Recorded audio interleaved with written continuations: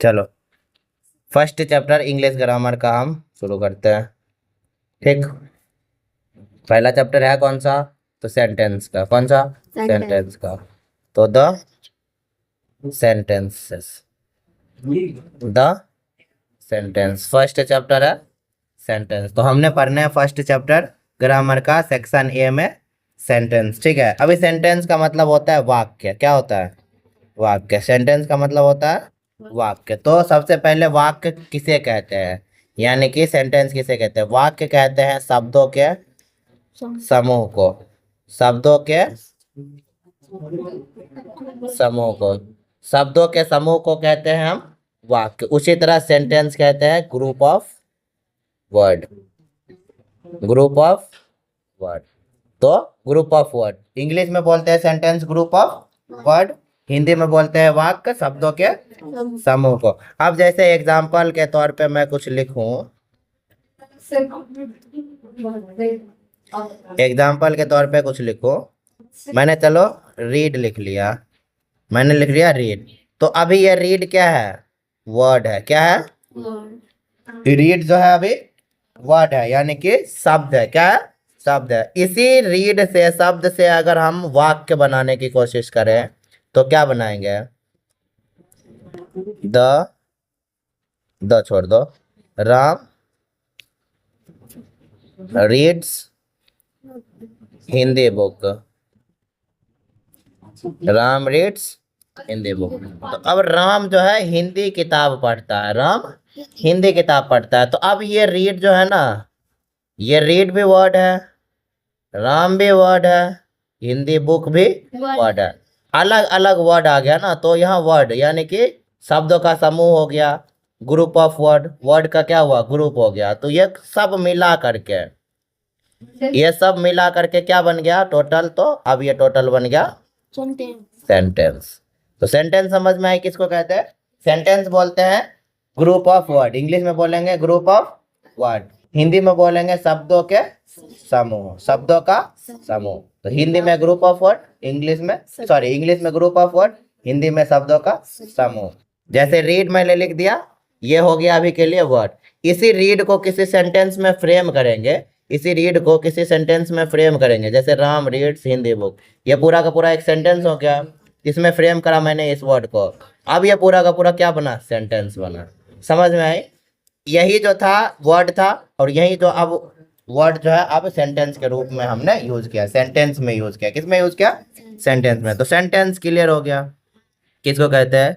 So a group of word that makes complete sense. ये मैंने भी लिखा ग्रुप ऑफ वर्ड, मैंने भी लिखा ग्रुप ऑफ वर्ड। तो group of word that makes complete sense, उसको क्या बोलेंगे? सेंटेंस बोलेंगे, उसको बोलेंगे सेंटेंस। काम कर रहे। तो अब यहाँ सेंटेंस के बारे में लिख दे रहा हूं। सेंटेंस किसको कहेंगे? अ group of word, a group of word that make sense. तो जो शब्दों का समूह होता है वो कोई सेंस बनाता हो। सेंस माने मीनिंग, मतलब ठीक है। Sense means meaning, sense means meaning, मतलब होता है अर्थ।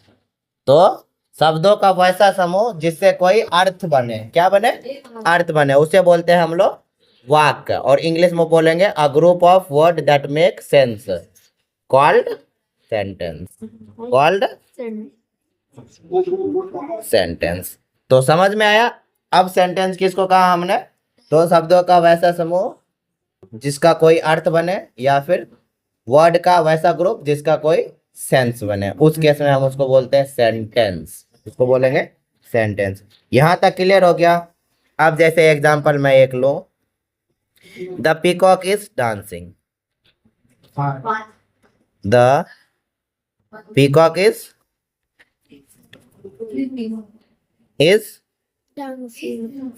डांसिंग, कि मोर नाच रही है, मोर नाच रही है। तो ये भी वर्ड, ये भी वर्ड, ये भी वर्ड, ये भी वर्ड। अभी के लिए तो सब वर्ड है, जब डिटेल में पढ़ोगे तब पढ़ोगे कि पीकॉक सब्जेक्ट है, इज हेल्पिंग वर्ब है, डांसिंग मेन वर्ब है, ये सब बाद में पढ़ोगे, ठीक है। अभी के लिए तो सबके सब क्या है, वर्ड है। लेकिन ये चार शब्द मिल करके क्या बनाया, एक दो तीन चार, ये चार शब्द मिल करके क्या बनाया, सेंटेंस बनाया, यानी कि वाक्य बनाया। चार शब्द मिल करके सेंटेंस बनाया, यानी कि वाक्य बनाया।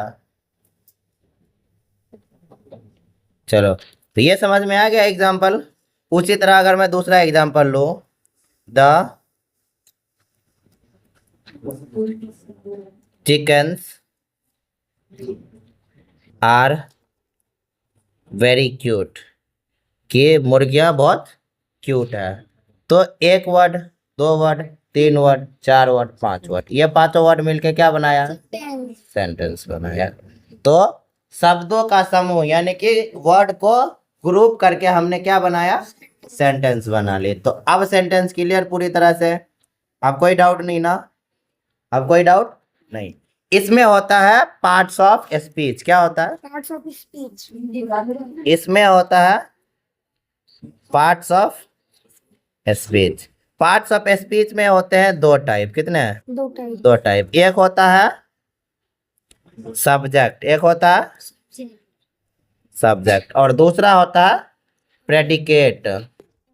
हाँ, दूसरा होता है प्रेडिकेट। अब तुम्हारे किताब में इसका हिंदी नहीं लिखा है, बता, हिंदी नहीं बताओ ना, बता दो भैया, है नहीं बताओ। बता दो सर, बता दो। एक होता है सब्जेक्ट और दूसरा होता है प्रेडिकेट। तो देखो होता है क्या, प्रेडिकेट, सब्जेक्ट का मतलब होता है उद्देश्य, क्या, सब्जेक्ट का मतलब होता है उद्देश्य, और प्रेडिकेट का मतलब होता है ध्येय, क्या, ध्येय। तो सब्जेक्ट मीन्स उद्देश्य और प्रेडिकेट मतलब ध्येय। तो सब्जेक्ट और प्रेडिकेट दो भाग है, किसका है, पार्ट्स ऑफ स्पीच का है, किसका है, पार्ट्स ऑफ स्पीच का है, यानी कि सेंटेंस का है। पार्ट्स ऑफ स्पीच यानी कि सेंटेंस का। सेंटेंस का दो भाग कौन सा, सब्जेक्ट और प्रेडिकेट। तो सब्जेक्ट किसको कहते हैं और प्रेडिकेट किसको कहते हैं, तो सब्जेक्ट उसको बोलेंगे जो काम किया, जिसने काम किया। अब चाहे उसने किया पास्ट में हो या करा प्रेजेंट में हो या फिर करेगा फ्यूचर में हो, कभी भी हो। तो जो जो काम किया, जो लोग है, वो सब्जेक्ट है, क्या है, सब्जेक्ट है। उसके द्वारा क्या काम किया गया, उसने जो भी काम किया वो वर्ब होगा, मैंने पढ़ाया था, क्रिया होगा, कि कर्ता के द्वारा किया गया काम क्रिया कहते हैं। उसी तरह यहाँ जो करता है, उसने जो काम किया, उसके काम को बोलेंगे हम लोग प्रेडिकेट, क्या, प्रेडिकेट। तो सब्जेक्ट होता है, सब्जेक्ट होता है कौन, वर्कर या फिर स्पीकर या फिर कर्ता, क्या, या फिर कर्ता, जिसने काम किया। और प्रेडिकेट मतलब जो काम किया, जो काम किया। समझ में आया। तो ये हो जाता है वर्ब, ये हो जाता है सब्जेक्ट। अब जरा एग्जांपल समझो। मैंने लिखा Ram is playing in the field. तो सबसे पहले हम इसमें समझेंगे कि राम क्या है। तो राम क्या है, सब्जेक्ट है। क्यों, क्योंकि राम ही है जो इसमें खेलने का काम किया। तो राम क्या है, सब्जेक्ट है, यानी कि करता है। इसने क्या काम किया, खेलने का काम किया। क्या किया, खेलने का। तो खेलना सबसे पहले तो वर्ब है। वर्ब में भी कौन सा verb, main verb. Main verb में भी कौन सा वर्ब, ट्रांजिटिव वर्ब। ठीक है, ये सब होने के बाद ये बनेगा प्रेडिकेट, क्या, ये सब होने के बाद ये बनेगा प्रेडिकेट। अब इन क्या है, तो प्रीपोजिशन है। द क्या है, आर्टिकल है। इज क्या है, हेल्पिंग वर्ब है।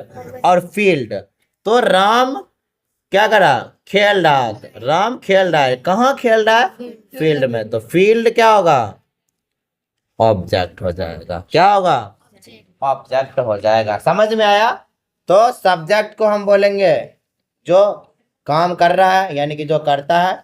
उस कर्ता के द्वारा जो काम किया गया है, यानी कि जो वर्ब है, यानी कि जो मेन वर्ब है, वो या फिर जो ट्रांजिटिव वर्ब है या फिर इंट्रांजिटिव वर्ब है, ये सब जो है उसी को बोलेंगे हम लोग प्रेडिकेट। क्या बोलेंगे उसको? प्रेडिकेट। यहाँ तक क्लियर? या फिर अब दूसरा एग्जांपल मैं लूं, सीता इज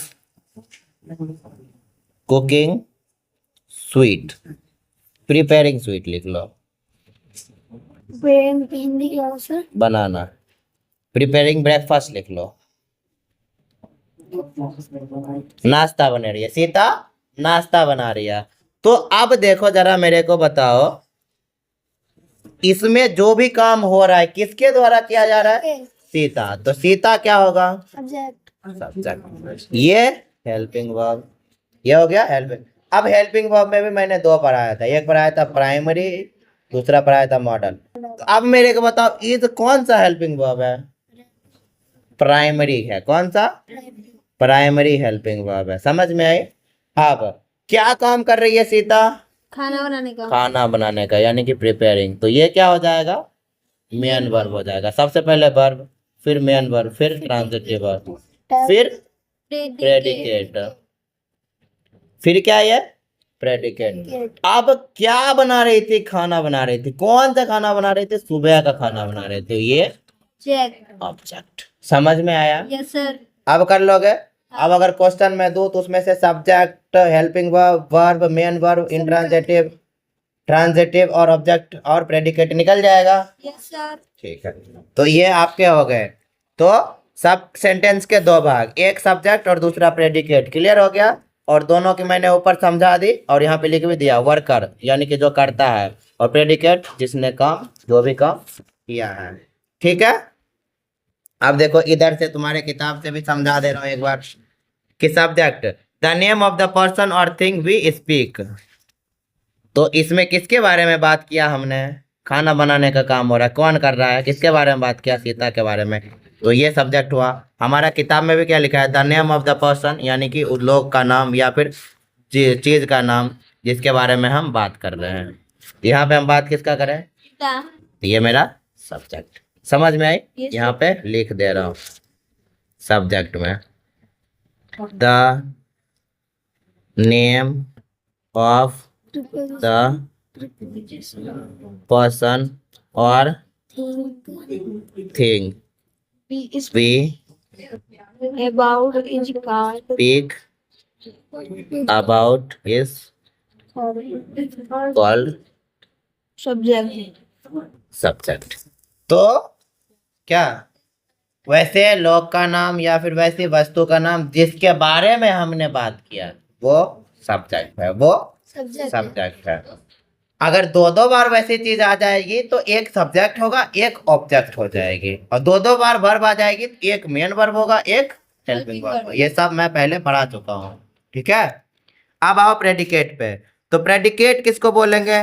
तो predicate what we say about the subject, मतलब हम सब्जेक्ट के बारे में क्या बोल रहे हैं। यहाँ हम सीता के बारे में क्या बोल रहे हैं कि वो ब्रेकफास्ट बना रही है, वो ब्रेकफास्ट बना रही है। तो ब्रेकफास्ट बनाना क्या होगा? प्रेडिकेट होगा। ब्रेकफास्ट बनाना क्या होगा?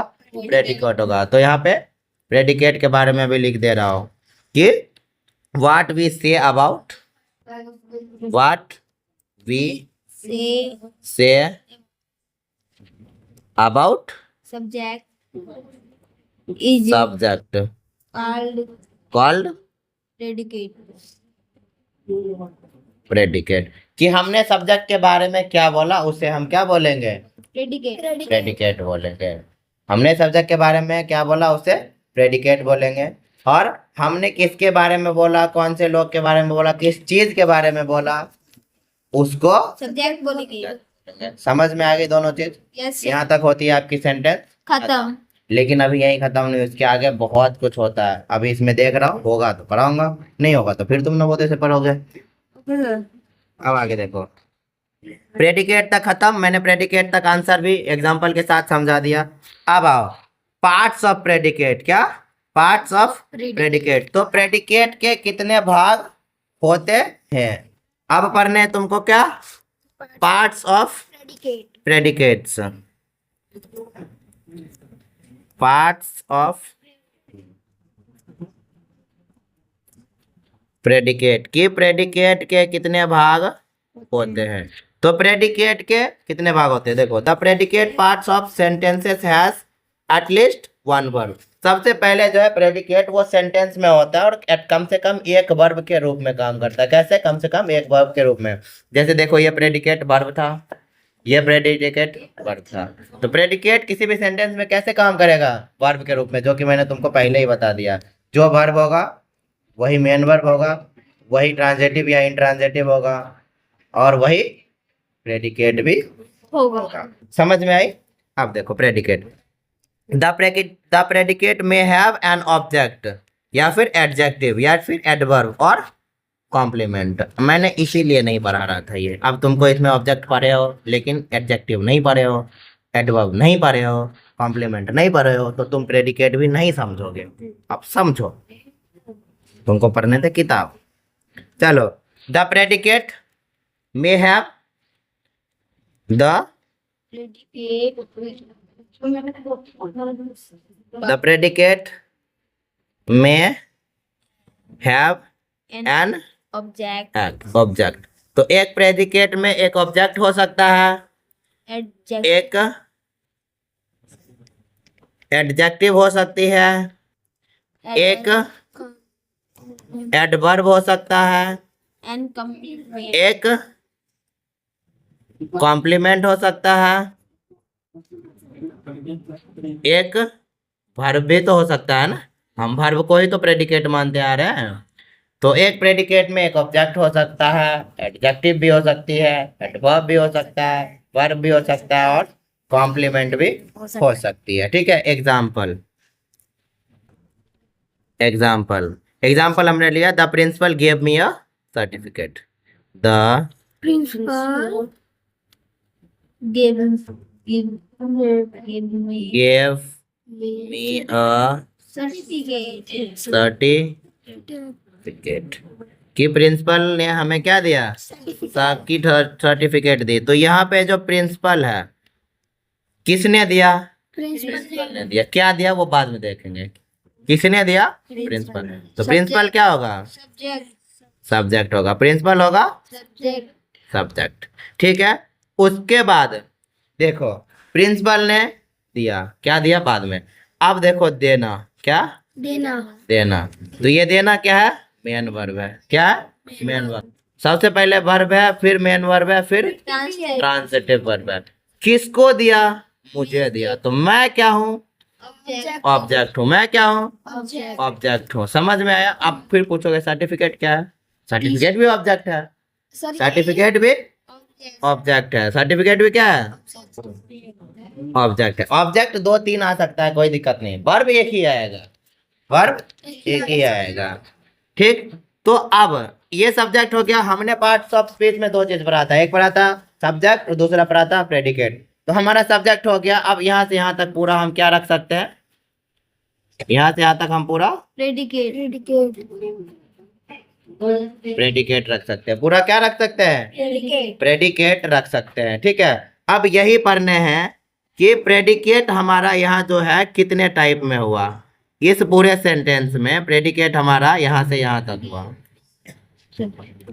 प्रेडिकेट हमारा यहाँ से यहाँ तक हुआ। ठीक है। तो अब इस पूरे प्रेडिकेट में हमारा प्रेडिकेट कितने टाइप में है? ये गेव क्या है, ये मी क्या है, कौन सा प्रेडिकेट है, सर्टिफिकेट कौन सा है? तो सबसे पहले गेव। गेव क्या है?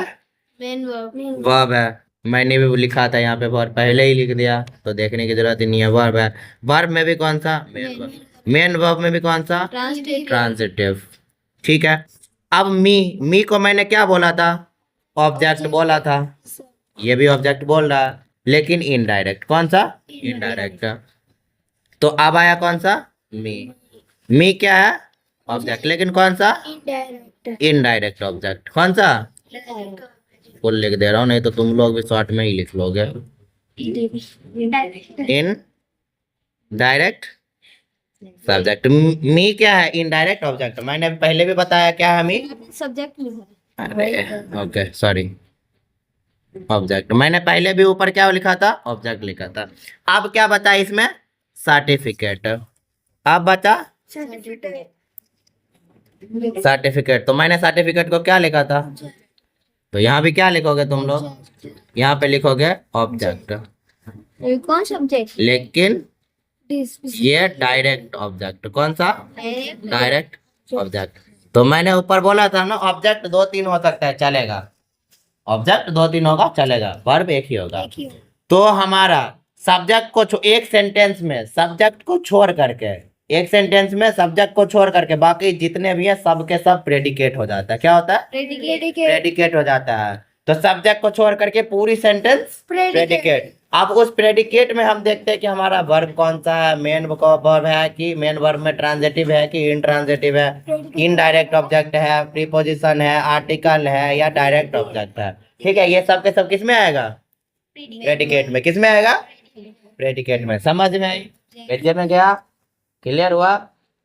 क्लियर? तो ये है प्रेडिकेट। तो पार्ट्स ऑफ प्रेडिकेट समझ गए? ये था पूरा का पूरा प्रेडिकेट, और इसको मैंने पार्ट्स टुकड़े में यहाँ पे बता दिया। अब यहाँ मैंने इस तरह से बताया और ऊपर मैंने शॉर्ट में बताया था। दिक्कत क्या था? ये पूरा का पूरा क्या था? प्रेडिकेट था, लेकिन मैंने प्रिपेयरिंग का वर्ब बता दिया, ये ऑब्जेक्ट बता दिया। यहाँ भी तो वही किया, गिव को वर्ब बताया, मी को इनडायरेक्ट और इसको डायरेक्ट ऑब्जेक्ट बताया। कोई दिक्कत नहीं है ना? सर प्रेडिकेट करेंगे। है बोला नहीं ऊपर मैंने अभी? हाँ, ध्यान नहीं था? मुझे पता था पूछेगा, मैंने इसलिए लिखा था, तुम्हारे किताब में है ही नहीं। भाई मैंने पढ़ चुका हूँ, इतना तो पता है कि तुम कहाँ फंसोगे। पहले ही लिख दिए तो। ठीक है, तो ये हो गया डायरेक्ट और इनडायरेक्ट ऑब्जेक्ट। डायरेक्ट और इनडायरेक्ट ऑब्जेक्ट। अब देखो ऑब्जेक्ट सबसे पहले मैं समझा देता हूँ, हालांकि पहले भी समझा चुका हूँ। तो ऑब्जेक्ट क्या होता है? वर्ब के साथ आता है। क्या आता है? वर्ब के साथ है। लेकिन वर्ब के साथ ऑब्जेक्ट आया तो कौन सा verb? Main verb. Main verb में कौन सा? और अगर ऑब्जेक्ट नहीं आया तो ट्रांसिटिव। समझ में आया? तो ऑब्जेक्ट, अ सेंटेंस में है टू ऑब्जेक्ट। बोला ना, एक सेंटेंस में दो ऑब्जेक्ट हो सकते हैं, और मैंने भी क्या बोला? दो ऑब्जेक्ट हो सकता है, वर्ब एक ही होगा। तो मैंने जो तुम लोगों को पहले बताया था, ये भी वही बता रहा था। क्या मैंने गलत बताया? नहीं ना? तो एक सेंटेंस में दो ऑब्जेक्ट चलेगा, वर्ब एक ही होना चाहिए। अगर दो वर्ब होगा तो दोनों मेन नहीं होगा। सुनो, एक सेंटेंस में दो वर्ब भी चलेगा, लेकिन ये दोनों का दोनों मेन वर्ब नहीं होगा। मेन नहीं होगा।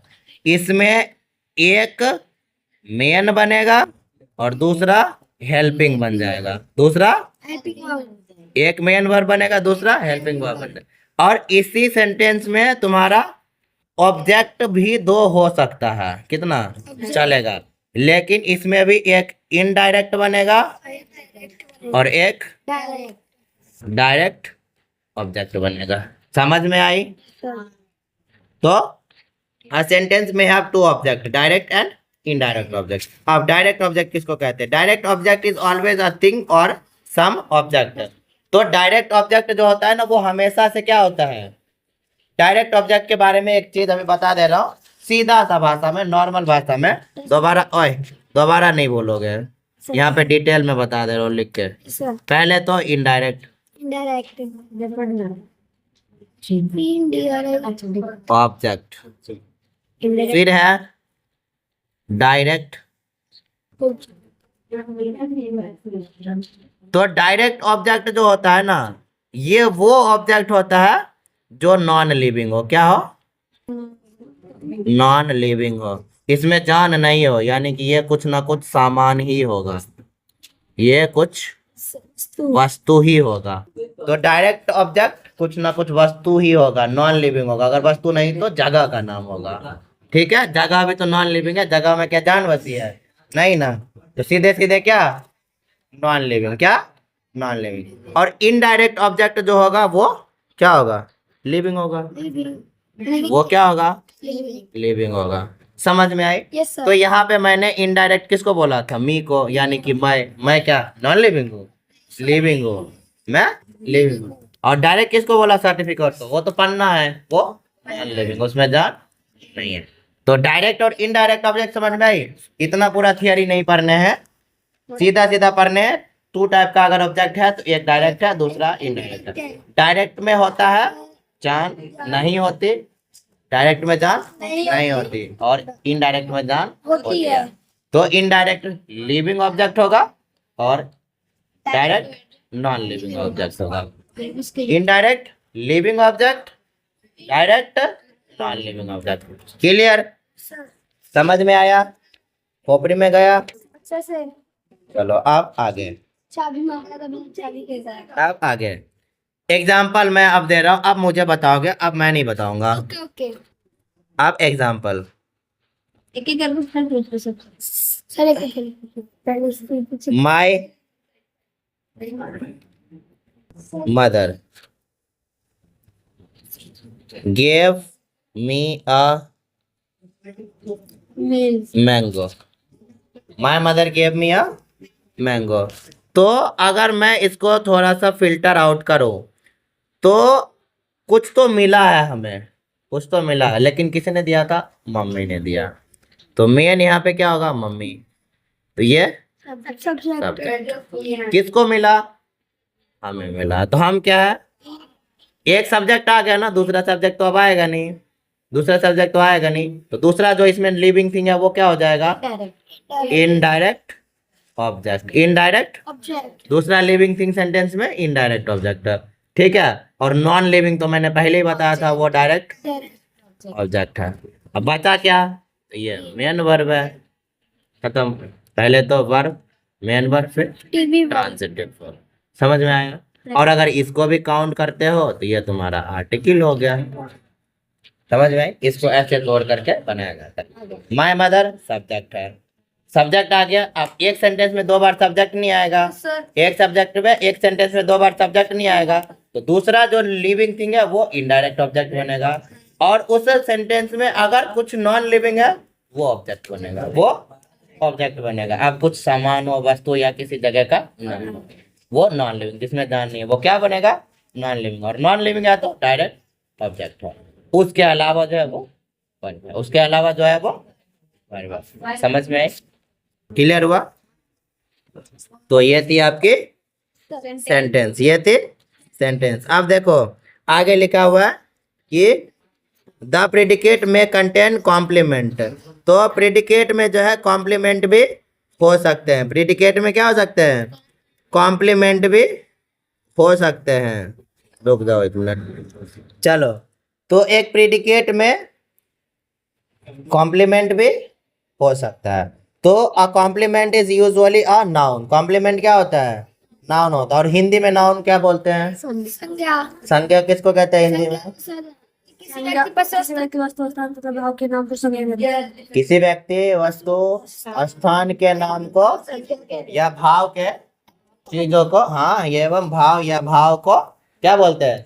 संज्ञा बोलते हैं। इंग्लिश में उसको नाउन कहते हैं, ठीक है। तो कॉम्प्लीमेंट भी भाव होता है। कॉम्प्लीमेंट क्या होता है? भाव होता है, ठीक है। यानी कि एक्सप्रेशन, क्या? एक्सप्रेशन, या उसके बारे में ही, स्पेशलिटी बोलो, गुण बोलो, भाव बोलो, वो सब के सब संज्ञा, ठीक है। तो a complement is usually a noun. एक कॉम्प्लीमेंट जो होता है प्रेडिकेट में वो या तो नाउन हो सकता है या फिर वो एडजेक्टिव हो जाएगा, या तो वो नाउन होगा या तो एडजेक्टिव होगा। और ये आएगा कब? तो वर्ब के बाद आएगा, वर्ब के बाद आएगा। एग्जाम्पल के तौर पे is, am, are, was, were, has, have, had, seem, look, appear, ये सब के सब कहने को तो वर्ब एडवर्ब है, लेकिन हमने पढ़ा है हेल्पिंग वर्ब में। किसमें पढ़ा है? हेल्पिंग वर्ब में। हेल्पिंग वर्ब में मैंने is, am, are, was, were, has, have सबके सब पढ़ाया था प्राइमरी वाले में। उसके बाद seems, look, appear modal auxiliary में। किसमें? मॉडल एक्सिलरी में। तो आप देखो, the predicate contains, the predicate contains complement. एक प्रेडिकेट में क्या हो सकता है? कॉम्प्लीमेंट हो सकता है। प्रेडिकेट में क्या हो सकता है? कॉम्प्लीमेंट हो सकता है। अब देखो अ कॉम्प्लीमेंट, कॉम्प्लीमेंट किसको बोलते हैं? अ complement is usually a noun. एक कॉम्प्लीमेंट को क्या बोलते हैं? नाउन कहते हैं। उसको नॉर्मली क्या बोलते हैं? नाउन। या फिर उसको एडजेक्ट बोलेंगे, या फिर उसको एडजेक्टिव बोलेंगे, या फिर या तो वो नाउन हो गया या तो ये एडजेक्टिव हो गया। और कब आएगा? तो इट कम्स आफ्टर वर्ब्स। ये कब आएगा? वर्ब के बाद आएगा।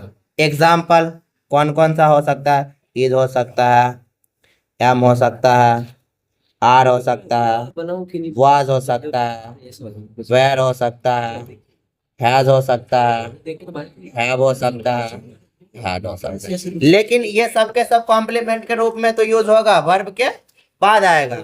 वर्ब अब सुनो, ये सब हम कहाँ पढ़ चुके हैं ऑलरेडी? ये सब हम कहाँ पढ़ चुके हैं ऑलरेडी? ये सब हम ऑलरेडी हेल्पिंग वर्ब के प्राइमरी एक्सिलरी हेल्पिंग वर्ब में पढ़ चुके हैं। प्राइमरी एक्सिलरी हेल्पिंग वर्ब में पढ़ चुके हैं। लेकिन प्राइमरी एक्सिलरी हेल्पिंग वर्ब में इसको कैसे पढ़ा था? पहले सब्जेक्ट आएगा, फिर हेल्पिंग वर्ब आएगा, फिर मेन वर्ब आएगा और फिर ऑब्जेक्ट। अगर ऐसे लिखा हुआ है इसको तब तो ये हेल्पिंग वर्ब है, ठीक है, तब तो ये हेल्पिंग वर्ब है। लेकिन अगर मेन वर्ब के या फिर वर्ब के बाद आता है ये सब, ओए, अगर वर्ब या मेन वर्ब के बाद आता है ये सब, ठीक है, उस केस में क्या होगा? ये पूरा का पूरा उस केस में ये कॉम्प्लीमेंट होगा। क्या होगा? कॉम्प्लीमेंट होगा। इसमें और भी होता है, उसमें होता है सीम्स, अपीयर या लुक, ठीक है। तो अगर सब्जेक्ट के बाद हेल्पिंग वर्ब फिर मेन वर्ब आए फिर ऑब्जेक्ट आए तो उस केस में ये सब के सब प्राइमरी एक्सिलरी हेल्पिंग वर्ब बन जाएगा। लेकिन अगर वर्ब या मेन वर्ब के बाद आ रहा है ये सब तो उस केस में ये कॉम्प्लीमेंट बनेगा। क्या बनेगा? कॉम्प्लीमेंट बनेगा। अब एग्जाम्पल समझो। एग्जाम्पल, दे आर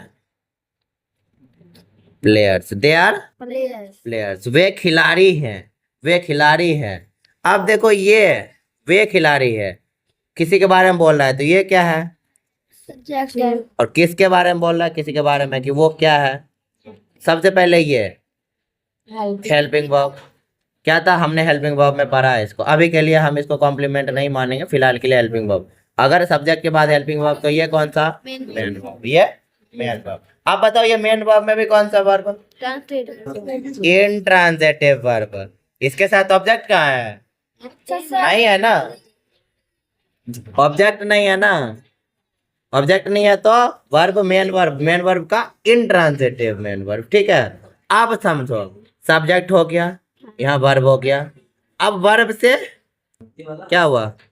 पहले आया, वर्ब से पहले आया, वर्ब से पहले आया। लेकिन वर्ब से पहले तो आया, लेकिन हमने क्या पढ़ा था? बाद में। कब आए? बाद में। बाद में आएगा तब बोलेंगे कॉम्प्लीमेंट। पहले आया तो कॉम्प्लीमेंट बोलेंगे? कॉम्प्लीमेंट बोलेंगे? नहीं बोलेंगे। क्या बोलेंगे? कॉम्प्लीमेंट बोलेंगे? नहीं बोलेंगे? तो फिर किसको बोलेंगे? अच्छा इसमें बताओ नाउन कौन सा है? हाँ, आपका नाउन है? नाउन कौन सा बताओ? ये है, आर है, प्लेयर है, कौन सा नाउन है? एवं भाव के नाम को दे है। एवं भाव के नाम नाउन क्या है? दे। सुनो, मैंने क्या बोला? प्रेडिकेट में क्या क्या आ सकता है? प्रेडिकेट में क्या?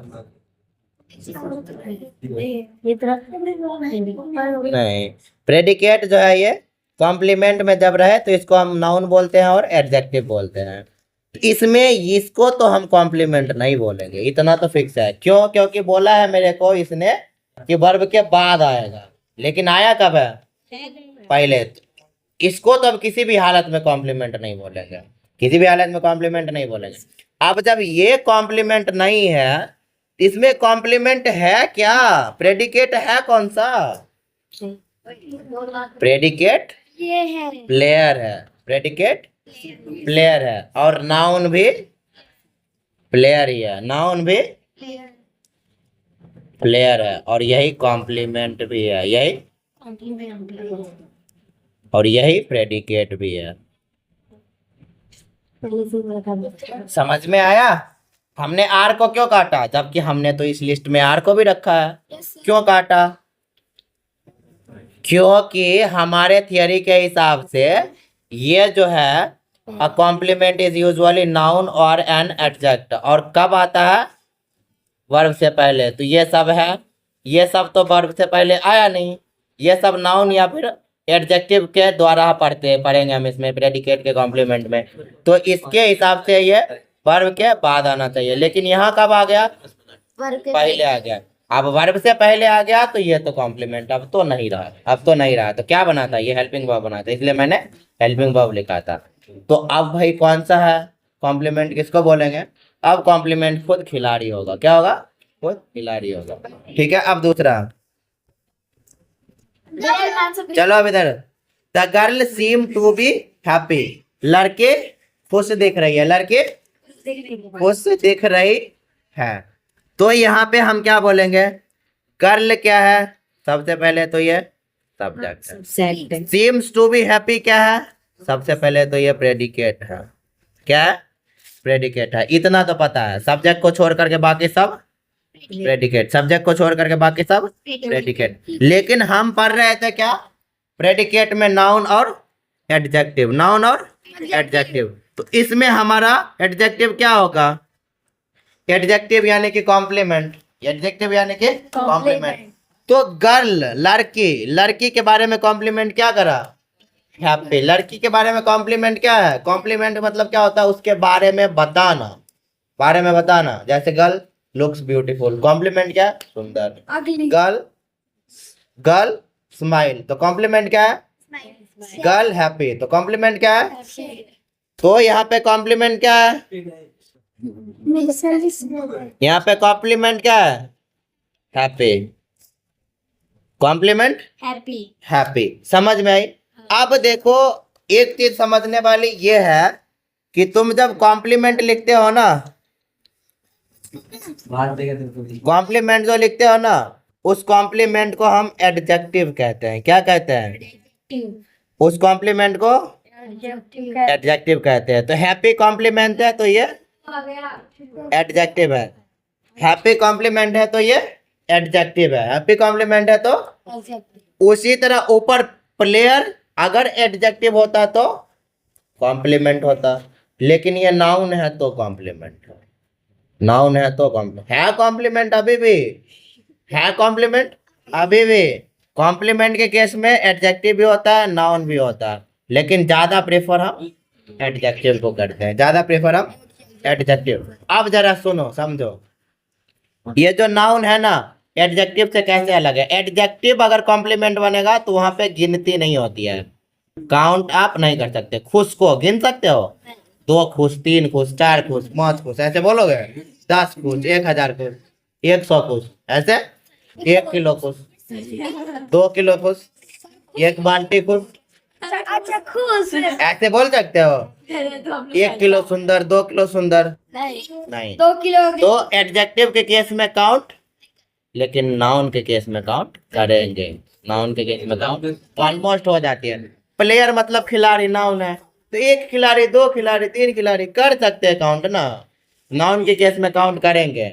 तो वैसा कॉम्प्लीमेंट जो काउंट हो वो नाउन है, वैसा कॉम्प्लीमेंट जो काउंट ना हो वो एडजेक्टिव। अब क्लियर? अब आपकी चैप्टर भी हो गई खत्म। अब एक बच रहा है एडवर्ब, तो वो भी समझ ही लो। अब एक बच रहा है एडवर्ब। देखो एडवर्ब क्या कहता है? द प्रेडिकेट में have an adverb. Adverb predicate में भी एडवर्ब हो सकता है, प्रेडिकेट में भी एडवर्ब हो सकता है। एग्जाम्पल लिखो, the principal welcome the guest politely.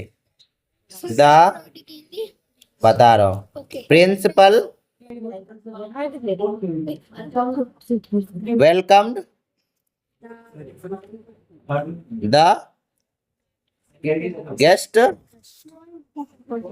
Politely. तो सबसे पहले द प्रिंसिपल तो सब्जेक्ट और बाकी पूरा वो बाकी पूरा सब्जेक्ट के अलावा सेंटेंस में क्या होता है? सब्जेक्ट के अलावा सेंटेंस में प्रेडिकेट। प्रिंसिपल सब्जेक्ट हो गया तो बाकी सारा प्रेडिकेट। इतना तो क्लियर हो गया। अब हमने क्या बोला था? प्रेडिकेट में ही वर्ब आएगा, मेन वर्ब आएगा, हेल्पिंग वर्ब आएगा, प्रीपोजिशन, आर्टिकल, ऑब्जेक्ट सब प्रेडिकेट में ही आएगा। लेकिन अब हमको इसमें समझना है कि एडवर्ब कौन सा। अच्छा, एडवर्ब किसको कहते हैं? एडवर्ब किसको कहते हैं? हिंदी में आई डोंट नो। एडवर्ब किसको कहते हैं रोशन? जो सब्जेक्ट के पीछे वो सारे एडवर्ब नहीं, नहीं एडवर्ब किसको कहते हैं? एडवर्ब किसको कहते हैं? हो गया, इसीलिए बोला था मैंने। पढ़ तो रहे हो? सेंटेंस पढ़ेंगे, उसमें एडजेक्टिव पढ़ेंगे, नाउन पढ़ेंगे, एडजेक्टिव पढ़ेंगे। बताओ अब एडवर्ब किसको कहते हैं? सर अब जब तक एडवर्ब नहीं पढ़ोगे तब तक तुम्हारा ये बनेगा नहीं। बनाओ इसको। बना दूंगा। सुनो, अब एडवर्ब जैसे तुम क्या नाउन और प्रोनाउन पढ़ते हो ना?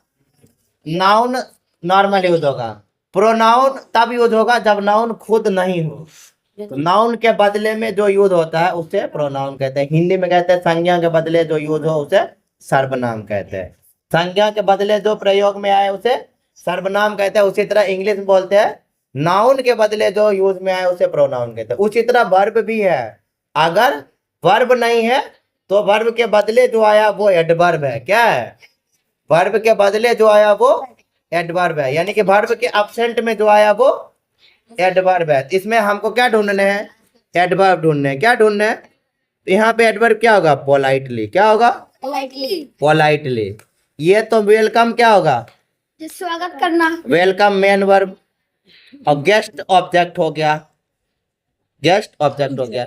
अब अगर तुम पोलाइट को भी मेन वर्ब बना दोगे, मैंने क्या बोला था? 2 बार मेन वर्ब नहीं आएगा। ऊपर जाओ।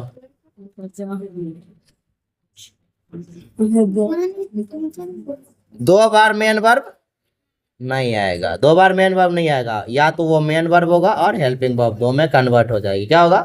2 में कन्वर्ट हो जाएगी। अब अगर एक मेन वर्ब आ रहा है, दूसरा भी मेन वर्ब का ही काम कर रहा है, तो उसको मेन वर्ब ना बोल करके हम क्या बोलेंगे? एडवर्ब। क्या बोलेंगे? एडवर्ब। अब तुम पोलाइटली को हेल्पिंग वर्ब तो नहीं कह सकते। पोलाइटली को हेल्पिंग वर्ब बोलोगे? हेल्पिंग वर्ब किसको बोला था हमने? Is, am, are, was, were, has, have, had, may, might, ये सब हेल्पिंग वर्ब होता है। पोलाइटली तो हमारा मेन वर्ब होता है। पोलाइटली मेन वर्ब होता है और मेरा वेलकम भी मेन वर्ब है। अब क्या करेंगे?